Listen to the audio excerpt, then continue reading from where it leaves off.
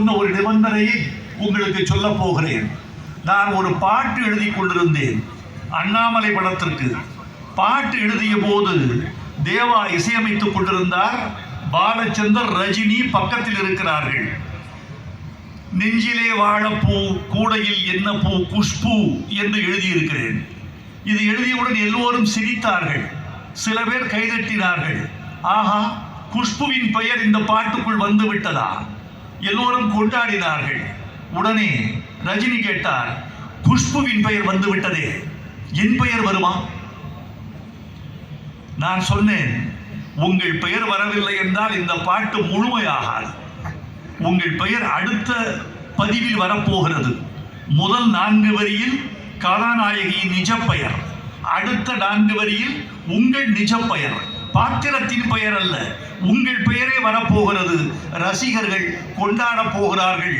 எப்படியும் என் பெயர் வர வேண்டும் என்பது அவர் விருப்பம்.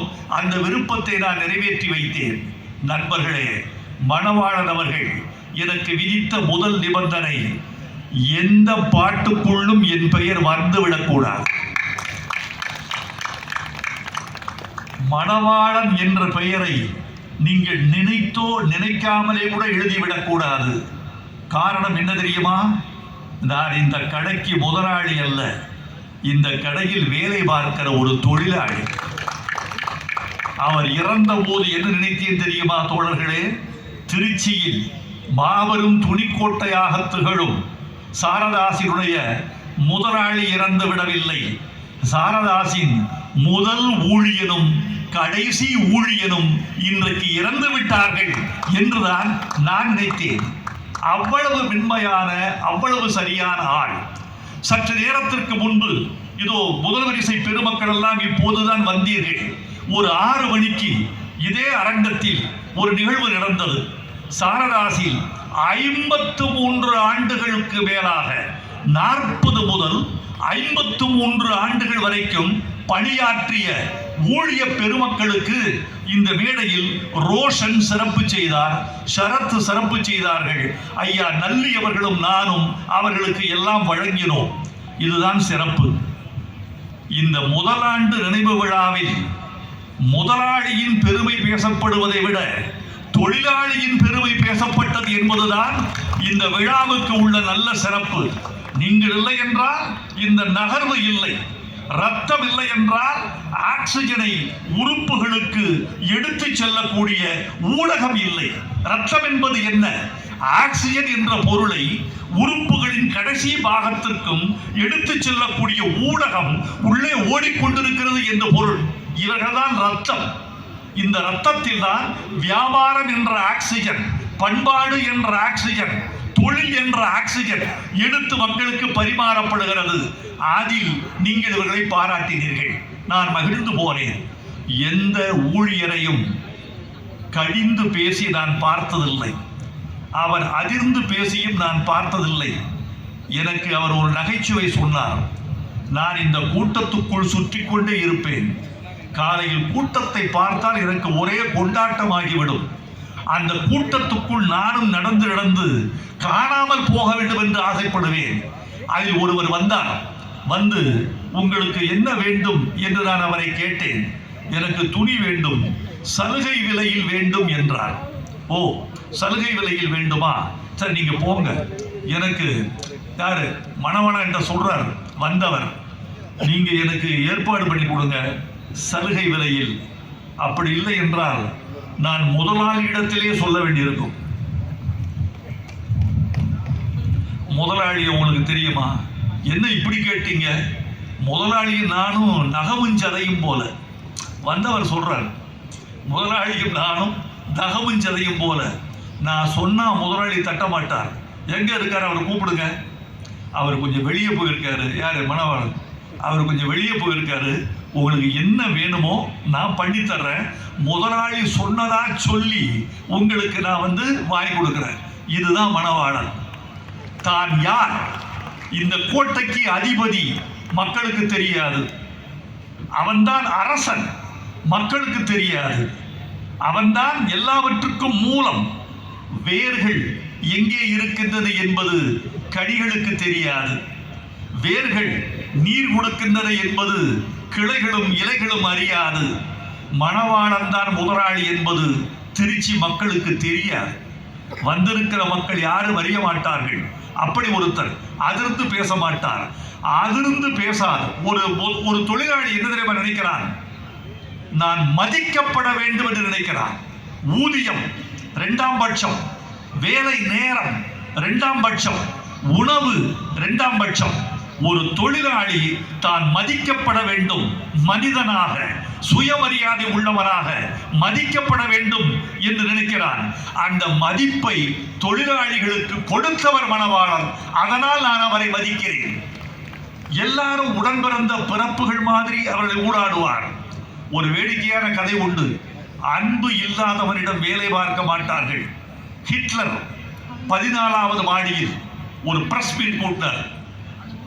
உலகத்தின் எல்லா பிரஸும் வந்திருக்கிறார்கள். பிரஸ்ல கேட்கிறாங்க, நீங்கள் ரொம்ப சர்வாதிகாரியாமே? என் சர்வாதிகாரம் நல்ல சர்வாதிகாரம், எல்லோரையும் என் பெயரை என் பேச்சை கேட்க வைக்கிற சர்வாதிகாரம். அப்படியா? உங்கள் பேச்சை எல்லோரும் கேட்பார்களா? இதில் என்ன சந்தேகம்? இங்கிருக்கிற என் வீரர்கள் இந்த 14வது மாடியிலிருந்து கீழே குதி என்றால் குதிப்பார்கள். அப்படியா? உண்மையாகவா? இங்க வா, கீழே குதி. ஒருவன் குதித்து செத்து போனான். ஆடி போனார்கள் பத்திரிகையாளர்கள். இது என்ன பிரமாதம்? இன்னொருவனை கூப்பிடவா? நீ வா, நீயும் குதி. அவன் குதிக்க போனான். பத்திரிகையாளர்கள் ஓடி போய் அவன் கையை பிடித்து இழுத்தார்கள். வேண்டாம் வேண்டாம், நீ குதிக்க வேண்டாம். குதிக்க போனவன் சொன்னானா, விடுங்க சார், இவங்கிட்ட வேலை பார்க்கறதுக்கு குதிச்சே செத்து போலாம். அந்த பாடுபடுத்துவான் எங்களை. விடுதலை கிடைச்சிருக்கு, நீங்க விட மாட்டேங்கிறீங்க. இது சொல்லப்படுகிற ஒரு நகைச்சுவை துணுக்கு. அதில் உள்ள உள்ளீடு என்ன தெரியுமா? அன்பு செலுத்துகிறவரிடத்தில் தான் வாழ்வார்கள். இதுதான் அடிப்படை. அந்த அன்பு இவர்களுக்கு கிடைத்தது. நண்பர்களே, அவர் அரசியல்வாதி அல்ல, ஆனால் அரசியல் தெரியும். அவர் இலக்கியவாதி அல்ல, இலக்கியம் தெரியும். எனக்கு தெரிந்து 2 புத்தகங்கள் வேண்டும் என்று கேட்டார். ஒன்று திருக்குறள், இன்னொன்று திருமந்திரம். திருமூலர் எழுதிய திருமந்திரத்தையும் திருவள்ளுவர் எழுதிய திருக்குறளையும் தன் இரு கண்களாக கொண்டு வாய்ப்பு இருக்கிற பொழுதெல்லாம் அவற்றை படித்து படித்து என்னிடம் ஐயம் கேட்கிற இடத்தில் அவர் இருந்தார் என்பது எத்தனை பேருக்கு தெரியும்? ஒரு வியாபாரி வியாபாரியாக மட்டுமல்ல, ஜன சமூகத்தோடு தன்னை கலந்து கொள்ள வேண்டும். அவர் மேலே இருப்பார், கீழே இருந்து கேட்கிற கேள்வி கூட்டம். அழகாக சொன்னார் திருச்சி சிவா. எவ்வளவு வசூலாயிற்று இரண்டாம் பட்சம், எவ்வளவு பேர் வந்தார்கள் என்பது முதல் பட்சம். ஏன் தெரியுமா? வந்தவர்களுக்கும் வசூலுக்கும் சம்பந்தம் இருக்காது. ஒரு 40,000 பேர் வந்துட்டு போயிருக்கலாம், அதில் 4,000 பேர் தான் வாங்கியிருப்பான். மிச்சம் 36,000 பேர் வேடிக்கை பார்த்துட்டு போன கூட்டமா இருக்கும். வேடிக்கை பார்த்து விட்டு போனவன் அவன்தான் அடுத்த நாளுக்கு மூலதனம். அவன் வெறுமனே போகவில்லை, அடையாளம் பார்த்து வைத்து விட்டு போகிறான். என் மனைவிக்கு இது, என் தங்கைக்கு இது, என் தாய்க்கு இது, என் மகனுக்கு இது, என் மகளுக்கு இது என்று அடையாளம் பார்த்து விட்டு போகிறான். வேடிக்கை பார்த்து வாங்கி சென்றவன் அன்றைய முதலீடு, வேடிக்கை பார்த்து சென்றவன் நாளைய முதலீடு. அப்படித்தான் அவர் கருதினார். நண்பர்களே, நிறைவாக ஒரு செய்தி சொல்ல வேண்டும் என்று ஆசைப்படுகிறேன். நண்பர்களே, இந்த இடத்தை அவர் கட்டி முடித்தது என்பது ஒரு கனவு. மணவாளன் என்ற மனிதன் இலங்கையிலிருந்து தமிழ்நாட்டுக்கு வந்து தமிழ் மண்ணை முத்தமிட்டு விட்டு இந்த திருச்சிக்குள் வந்து முதலீடு செய்கிற பொழுது இத்தனை பெரிய சாம்ராஜ்யம் கட்டி எழுப்பப்படும் என்று அவர் கனவு கண்டிருக்க முடியாது. என் திறமையை இந்த மண்ணுக்கும் மக்களுக்கும் அர்ப்பணிக்கிறேன், அது மட்டும்தான் என் வேலை, மிச்சமெல்லாம் காலம் கொடுப்பது என்று நினைத்தார். யாருக்கு தெரியுமா வெற்றி வரும்? எவன் ஒருவன் தன் தொழிலில் பணத்தை மூலதனமாக கருதாமல் உழைப்பையும் சத்தியத்தையும் மூலதனமாக வைக்கிறானோ அவன் வெற்றி பெறுவான். இளைஞர்களே, தொழில் தொடங்க வருகிறவர்களே, இந்த நாட்டில் என்ன இருக்கிறது என்று விரக்தி கேள்வி கேட்கிறவர்களே, உங்களுக்கெல்லாம் மணவாளன் என்ற சாதனையாளன் ஒரு பாடம்.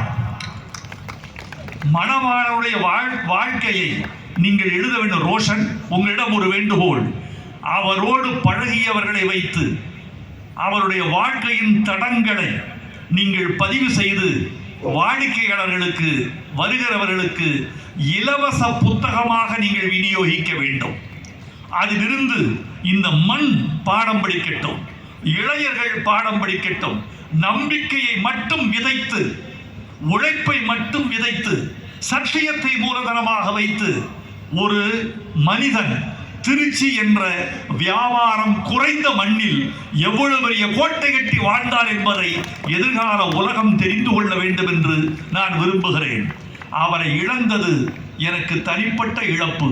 நண்பர்களே, உறவினர்கள் பல பேர் மறைந்தாலும் கூட சென்று அஞ்சலி செலுத்துவதற்கு வாய்ப்பில்லாத வாழ்க்கையை வாழ்ந்து கொண்டிருக்கிற எங்களை போன்றவர்கள் பரிதாபத்துக்குரியவர்கள்.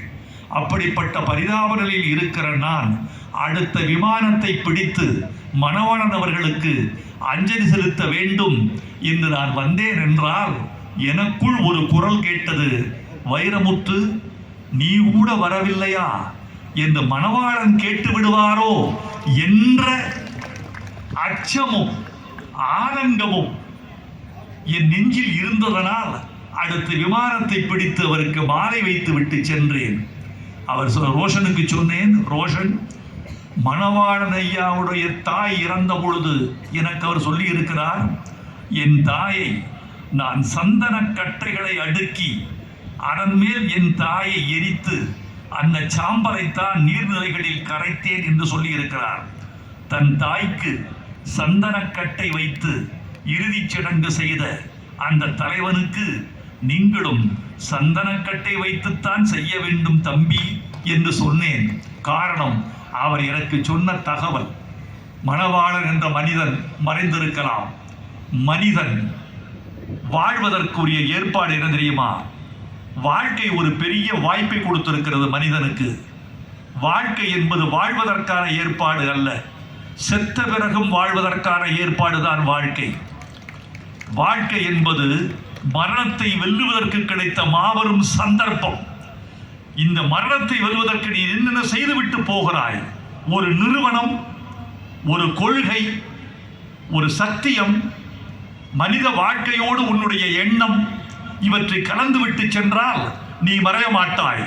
மணவாளன் மறையவில்லை.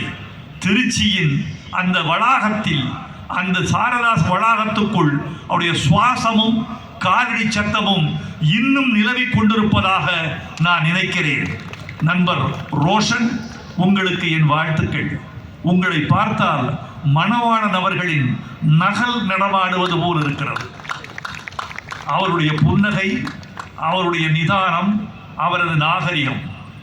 அவரிடம் தொழில் கற்றுக்கொள்வதை விட நண்பர்களே, நாகரிகத்தையும் பண்பாட்டையும் கற்றுக்கொள்ள வேண்டும். அவ்வளவு ஆச்சரியமான மனிதன். அதிகம் கல்லாத மனிதனுக்கு வாழ்க்கை கற்றுக் கொடுத்த கல்வியில் நாகரிகம் மிகுந்தவராக, பண்பாடு மிகுந்தவராக சொன்னாரே. சிவா, உரையாடல் நெறிமுறை. உரையாடல் என்பது என்ன தெரியுமா தோழர்களே? எதிராளி எப்போது தன் பேச்சுக்கு முற்றுப்புள்ளி வைக்கிறானோ அந்த முற்றுப்புள்ளிக்கு பிறகு தொடங்குவதுதான் உரையாடல். எதிரி பேசிக் கொண்டிருக்கிற பொழுது பாதியில் ஊடுருத்து செல்வது அல்ல உரையாடல். இது படித்த நாங்கள் கற்றுக்கொண்டது. படிக்காமலே கற்றுக்கொண்டிருந்தார் மணவாளன். அந்த மணவாளனுடைய வாரிசு அதே பண்பாட்டை கற்றுக்கொண்டிருக்கிறது. வாழ்க சாரதாஸ் நிறுவனம், வாழ்க சாரதாஸ் நிறுவனம், வாழ்க என்று சொல்வது எங்கள் சுயநலத்துக்காக அல்ல. இந்த ஊரை சுற்றி இருக்கிற, திருச்சியை சுற்றி இருக்கிற கிராமத்து மக்கள், உழைக்கும் மக்கள், எங்கள் நண்பர்கள், எங்கள் வம்சாவளியினர், எங்கள் உழைக்கும் வம்சாவளியான தமிழர்கள் நல்ல ஆடை உடுத்த வேண்டும், நாகரிகம் அணிய வேண்டும். வடநாட்டு மனிதர்களும் பணக்காரர்களும் கோடீஸ்வரர்களும் மட்டுமே அணியக்கூடிய ஆடையை ஏழைகள் அணியக்கூடாதா? அவர்களுக்கு அந்த உரிமை கிடையாதா? அவர்கள் உடலுக்கு அந்த தகுதி கிடையாதா? உண்டு. அந்த தகுதியை வளர்த்துக் கொண்டிருக்கிறார்கள் தமிழர்கள். அவர்களுக்கு ஆடை அணிவித்து அழகு பார்க்கிறார்கள் சாரதாஸ் நிறுவனத்தினர்கள். வாழ்க சாரதாஸ், வெல்க சாரதாஸ். மணவாளன் அவர்களின் திருப்புகழ் காலம் கடந்து காற்றோடு வாழ்க என்று வாழ்த்தி விடைபெறுகிறேன். நன்றி, வணக்கம்.